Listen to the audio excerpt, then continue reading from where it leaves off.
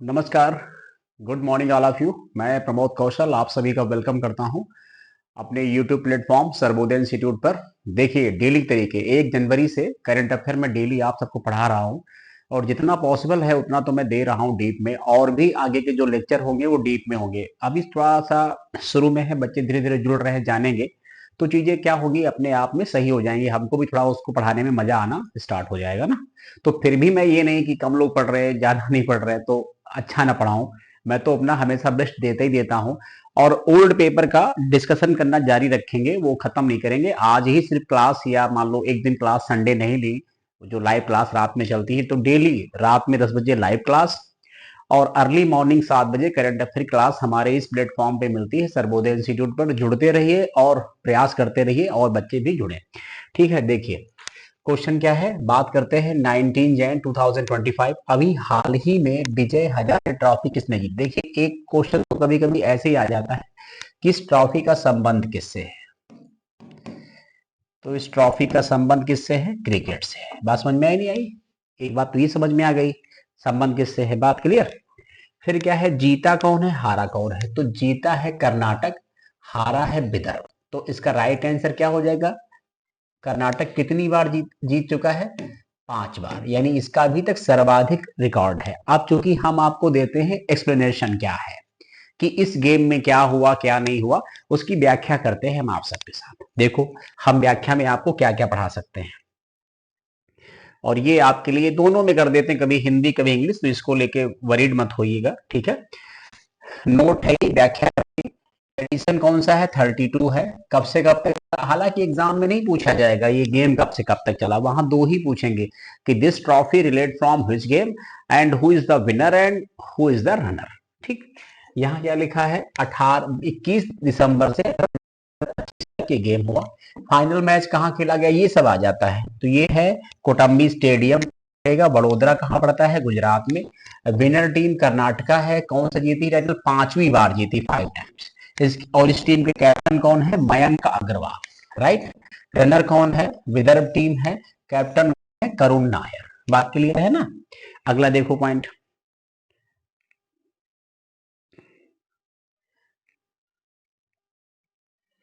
फिर इसके बाद क्या है, मैक्सिमम टाइटल्स, अभी तक किस टीम ने सबसे ज्यादा बार विजय हजारे ट्रॉफी जीती है। तो इसका आंसर कर्नाटका और तमिलनाडु है। दोनों ने लगातार 5 जीत चुके हैं। ठीक है, लगातार मतलब कॉन्टिन्यूअस हो गया। ये प्रसिद्ध ट्रॉफी भारतीय क्रिकेटर विजय हजारे के नाम पर रखी गई। इसे शुरुआत में रणजी वनडे ट्रॉफी जाना जाता था। 2007 के संस्करण में इसका नाम बदल दिया गया और इसका नाम क्या रख दिया गया, विजय हजारे ट्रॉफी। ठीक है, ध्यान रखिए, सभी लोग पढ़ते रहिए और जितने आप अपने मित्र सहयोगी जो भी हैं आपके जानने वाले। अब भाई करंट अफेयर ऐसा है कि कोई आपके घर का कोई कंपटीशन ना देता हो तो वो भी जानकारी के लिए हमारे प्लेटफॉर्म से जुड़ सकता है। और हम कम्युनिटी पर हमेशा कुछ करंट की, जैसे भी देखा होगा ईरान की नई राजधानी बनने वाली है मकरान, तो ये सब मैंने उस पर कम्युनिटी पर बहुत सारा न्यूज पड़ा हुआ है। एक बार आप जाके देखो, तो यूट्यूब पे देखो कि हमारे, आप प्लेटफॉर्म पे जाओ, देखो उस प्लेटफॉर्म पे क्या क्या है। हमने कम से कम हिस्ट्री के, मॉडर्न हिस्ट्री, एंशिएंट, मेडिवल, ठीक है, पॉलिटी, इकोनॉमी, बस थोड़ा ज्योग्राफी साइंस छोड़ करके बाकी जीएस का सारा कंटेंट मिलेगा आपको। इसके बाद क्या है, और देखिए व्याख्या हमने आपके लिए और व्याख्या की है, ये भी पढ़ लो आप लोग, रिवीजन हो जाएगा आप सबका ना। 2024 किसने जीती, मुंबई जीती है, विदर्भ हारी है। ये जो ऐसे मैंने क्रॉस कर दिया है, ये विनर है, ये रनर है ना। ईरानी ट्रॉफी, और दोनों ट्रॉफी रिलेट किससे करती है, क्रिकेट से करती है ना। चलो, 2024 मुंबई जीती है और रेस्ट ऑफ इंडिया हारी है। 9th वोमेन्स एशिया कप 2024 ये श्रीलंका में आयोजन हुआ था, श्रीलंका जीता है, इंडिया हारा है। ICC men's T20 world cup जीता है, ठीक है, और दक्षिण अफ्रीका हारा है दूसरी बार ना। ये बात समझ में आ गई नहीं आ गई। अब यहाँ पर पॉइंट क्या है कि इस गेम का आयोजन वेस्ट इंडीज और यूएसए ने मिल करके किया था, याद आया। जिस टीम के कैप्टन कौन थे, रोहित शर्मा जी ना, तो उनकी कप्तानी में पहला ये T20 वर्ल्ड कप जीता गया पुरुष वर्ग का ना। चलो, इसके बाद देखेंगे पॉइंट। अगला क्वेश्चन क्या है, अगला क्वेश्चन है कि इसरो का तीसरा लॉन्च पैड कहाँ स्थापित होगा। हमने अभी इधर गौर किया है 15-20 दिन में कुछ इसरो और डीआरडीओ दोनों की फंक्शनिंग बहुत टॉप में काम कर रही है। चाहे उनका चंद्रयान मिशन हो, चाहे सोमयान हो, चाहे सूर्य मिशन हो, कोई भी मिशन हो, इसरो डीआरडीओ से हमने अक्सर देखा है पेपर में एक क्वेश्चन बनता ही बनता है। तो प्रॉपर तरीके से पढ़ते रहिए, देखते रहिए। कुछ भी डाउट लगता है सर, एवरी टाइम आपको जब मन करे आप यूट्यूब पे कमेंट कर दो, हम जैसे देखेंगे वहीं पर आपको रिप्लाई कर देंगे। ठीक है, चलो। श्रीहरिकोटा उड़ीसा, चेन्नई, हैदराबाद, इसका राइट आंसर होगा श्रीहरिकोटा। बताते हैं श्रीहरिकोटा क्या है, कहां पड़ता है, ये पूरी आप हमारी व्याख्या पढ़ेंगे। और हमने कहा कि वीडियो को हल्के मतलब मत लीजिए, आप इसको प्रॉपर पढ़िए तो बड़ा इंटरेस्ट आपको फील होगा। ये नहीं हम कर रहे हैं कि क्लास फ्री की है तो हम टाइम पास कर रहे हैं, हम आपको उतना दे दे रहे हैं कि 15 मिनट में जितना आप किसी और प्लेटफॉर्म पे हो सकता है उतने टाइम में आपको ना मिले, तो हम टाइम ही नहीं आपका खराब कर रहे हैं। लिखा हुआ है यहाँ पर, इसरो अपने सभी रॉकेट सतीश धवन अंतरिक्ष केंद्र श्रीहरिकोटा आंध्र से लॉन्च करता है। अगर पूछ लेते हैं कि श्रीहरिकोटा जगह किस राज्य में स्थित है, बात समझ में आई। छोटे एग्जाम में ऐसे क्वेश्चन पूछे जाते हैं। क्या लिखा है, यहीं पर इनके पास 2 लॉन्च पैड हैं जहां से जो है वो लोग रॉकेट को लॉन्च करते हैं ना, जहां से फिर लॉन्च होते हैं। अब तीसरा भी सतीश धवन अंतरिक्ष केंद्र पर ही बनाया जाएगा। इसको तैयार होने में 4 वर्ष का समय लगभग लग सकता है, ये एक अनुमान है सरकार का। फिर है इसरो के पास एक स्पेस स्टेशन श्रीहरिकोटा के।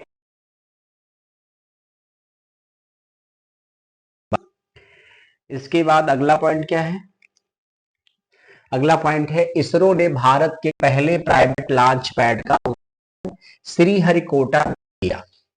इसरो ने भारत के पहले प्राइवेट लॉन्च पैड का उद्घाटन श्रीहरिकोटा में किया, जिसको अग्निकुल कॉस्मोस, ये चेन्नई की एक संस्था है जिसके द्वारा इसको डेवलप किया गया, बनाया गया। क्या नाम है, अग्निकुल कॉस्मोस।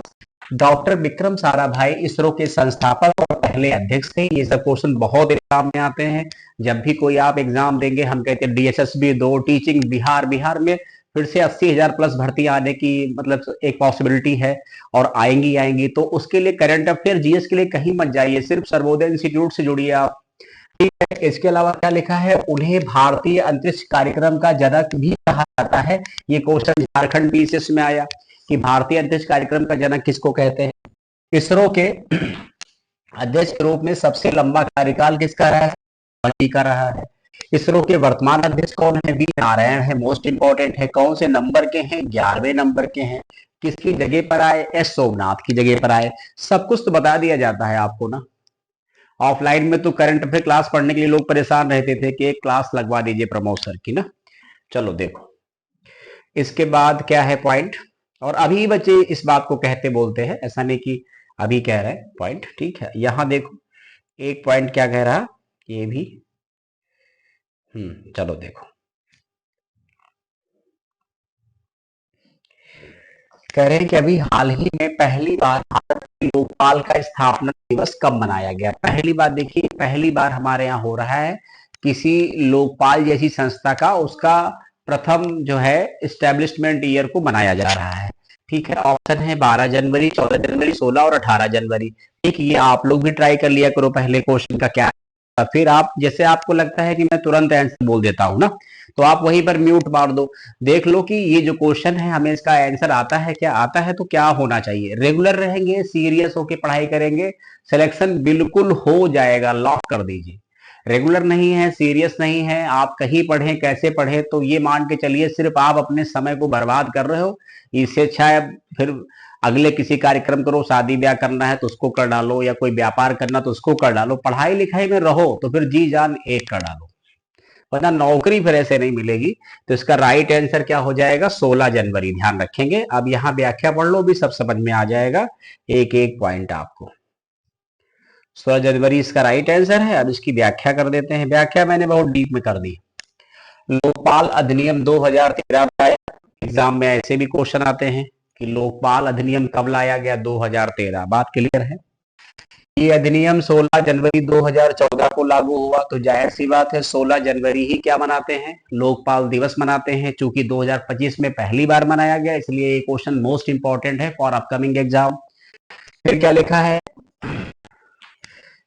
लोकपाल का अर्थ होता है जनता का रक्षक। बिल्कुल सही है। लोकपाल जो है वो सरकार के जो अधिकारी कर्मचारी हैं उन पर नजर रखता है, भ्रष्टाचार से बचाता है, ठीक है, क्योंकि करप्शन बहुत बड़ा मुद्दा है, हर विभाग में होता है। फिर क्या लिखा है, लोकपाल शब्द को पहली बार 1963 में एलएम सिंह ने दिया था। विश्व स्तर पर पहली बार में स्वीडन में संगठन हुआ था। लोकपाल में एक अध्यक्ष और 8 सदस्य शामिल होते हैं, ठीक है। इसके बाद क्या है पॉइंट, इसके है कि भारत के प्रथम लोकपाल मोस्ट इंपॉर्टेंट रहेगा, हमेशा आने वाले एग्जाम में पूछ सकते हैं कि भारत का पहला लोकपाल कौन था, भारत का प्रथम सीडीएस कौन था, ऐसे प्रथम वाले क्वेश्चन तो हमेशा आते हैं। फिर क्या लिखा है, वर्तमान लोकपाल अजय माणिकराव खानविलकर है। मैंने कई बार बोला, कल मैंने पढ़ा रखा था क्लास में कि बीसीसीआई ने अपना लोकपाल किसको बनाया, अरुण मिश्रा जी को बनाया है। फिर इसके अलावा लोकपाल का कार्यकाल कितना होता है, 5 वर्ष। 70 वर्ष की आयु जो भी इनमें से पहले पूरा हो जाए तो 5 वर्ष पूरा हो जाए, या फिर उनकी उम्र पूरी हो जाए, जो पहले पूरा होगा उसके आधार पर उनको अपना पद छोड़ना होगा। लोकायुक्त को अपनाने वाला पहला राज्य महाराष्ट्र है, 1971 बिहार पीसीएस में आया हुआ क्वेश्चन है, ये बीपीएससी क्वेश्चन है। लिखा है लोकायुक्त पर कानून बनाने वाला राज्य उड़ीसा। उड़ीसा एक्चुअली में क्या था, इसको अपनी विधानसभा से तो पास कर दिया था, लेकिन वो कानून पूर्णतया बना नहीं पाया, लागू नहीं कर पाया। तो अगर कोई पूछता है कि सबसे पहले लोकपाल पर प्रयास किसने किया, तो उड़ीसा है। लागू किसने किया, तो महाराष्ट्र है। और जब एक लाइन और पढ़ते हो आप लोका आयुक्त की, ये भी जान जाओ। और होता है लोकपाल, तो जो लोकपाल होता है ये एक्चुअली में क्या है, ये देश के लिए होता है, ठीक है। और लोका आयुक्त जो होता है ये राज्य में बनाया गया है ना, लेकिन दोनों का लमसम काम एक ही होता है, भ्रष्टाचार को रोकना या सरकारी कर्मचारियों की कार्यशैली पर नजर रखना। अगर कोई कंप्लेन करता है तो उस पर कार्रवाई भी होती है। अगला क्वेश्चन देखेंगे, मोस्ट इंपॉर्टेंट है, ठीक है, पढ़ लेंगे इसको हम लोग। और इस तरीके देखिए ऑप्शन दिए हैं, तो जैसे आज तो थोड़ा हम आपको टाइम दे रहे हैं, थोड़ी सी जैसे कभी कभी बहुत टाइम नहीं दे देते तो फटाफट कर देते हैं, आप पहले पढ़ लिया करो। देखो क्या लिखा है यहाँ, यहाँ लिखा हुआ है कि विश्व का सबसे शक्तिशाली हाइड्रोजन ईंधन चालित इंजन किसने विकसित किया है। ऑप्शन है चीन है, भारत है, जर्मनी है, अमेरिका है। फिर आपको इसका आंसर देना है, क्या आंसर है। इसका राइट आंसर इंडिया है, अभी हाल ही में, और इंडिया ने बड़ा अच्छा कारनामा कर दिया है। देखिए रेलवे में भी इंडिया बहुत डेवलपमेंट कर रहा है। यहाँ लिखा हुआ है कि हाल ही में भारत ने दुनिया का सबसे पावरफुल हाइड्रोजन ट्रेन इंजन बनाया है। ये इंजन भारतीय रेलवे द्वारा तकनीक से विकसित किया गया है। इंजन की शक्ति 1200 हॉर्स पावर है, जो कि दूसरे देशों के इंजन से दोगुनी है। इसका पहला परीक्षण हरियाणा के जींद सोनीपत मार्ग पर होगा, ये ध्यान रखेंगे, पॉइंट भूलेंगे नहीं। जर्मनी, फ्रांस, स्वीडन और चीन जैसे केवल 4 देशों के पास पास अभी अभी हाइड्रोजन ट्रेनें हैं, यहाँ सभी नहीं, अभी हाइड्रोजन ट्रेनें हैं जिसकी क्षमता 600 हॉर्स पावर है। 500 से 600 हॉर्स पावर। इंडिया ने क्या बना दिया है, 1200 हॉर्स पावर का, ये सब ध्यान रखेंगे।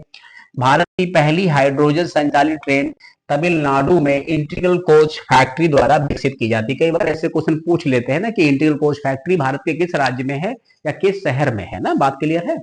अगला पॉइंट देखेंगे हम लोग। एक क्वेश्चन ये बहुत अच्छा है आप सबके लिए, इसको देख लीजिए, पहले ट्राई करिएगा, देखो ठीक है ना, रैंक से बहुत क्वेश्चन आते हैं। लिखा है QS world future skills index 2025 Bharat की रैंक किसमें क्या आई है। ऑप्शन है 25, 24, 23, 22, कुछ भी क्रम कर सकते हैं। इसका राइट आंसर 25 होगा। ये रिपोर्ट का पहला संस्करण है, इसमें 190 देशों को शामिल किया गया है। ये रिपोर्ट लंदन आधारित एक संस्था ने जारी किया है, उसका नाम है क्वेरेली साइमंड्स, ठीक है, इसने जारी किया ना। तो आपको हमेशा इंडिया की रैंक पढ़नी होती है, फर्स्ट लास्ट से कोई मतलब खास नहीं है, क्योंकि वर्ल्ड लेवल पे जब भी कोई रैंक पूछेंगे तो इंडिया की पूछेंगे, या कौन संस्था जारी करता तो पूछेंगे, या उस रैंक को देने के पैरामीटर्स क्या है वो क्वेश्चन पुट करेंगे, राइट। चलो अगली बात समझो ध्यान से। अगला क्वेश्चन क्या है, मोस्ट इंपॉर्टेंट है ये क्वेश्चन, आना चाहिए, ऐसे क्वेश्चन एग्जाम में अक्सर आते हैं। लिखा है अभी हाल ही में विश्व स्तरीय पुरातत्व अनुभव संग्रहालय का उद्घाटन कहाँ किया गया है ना।